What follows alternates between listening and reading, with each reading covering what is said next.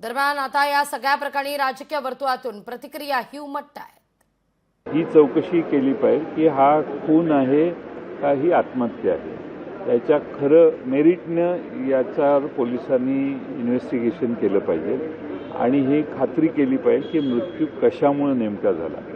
यासाठी त्या कुटुंबियांनी दिलेला छळ केलेला यासाठी जी कलम आहे त्या बाबतीत त्याचा पुरेपूर वापर केला तर या सर्वांना शिक्षा होऊ शकते।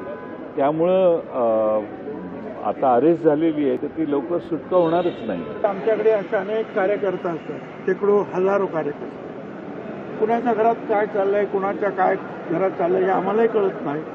तसं अजितदादा जरी पुण्याचे असले किंवा पवार साहेब आणि इतके सगळे लोक पुण्याचे असले तरी कार्यकर्ते असतात। जोपर्यंत चांगलं काम करतात तोपर्यंत आपण त्यांना ठेवतो, पण त्यांच्या घरामध्ये काय चालतं काय नाही त्याची काय आपल्याला काही कल्पना नसते। त्यांचे उद्योग काय, धंदे काय माहिती असतं आपल्याला।